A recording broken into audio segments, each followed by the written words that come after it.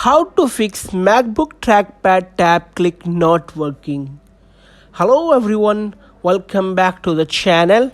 Today in this video I will show you how to fix MacBook trackpad tab click not working. So let's start the video. By the way, I'm using macOS Sonoma, which is the latest version of macOS. If you are using an older version, then the interface might be a little bit different.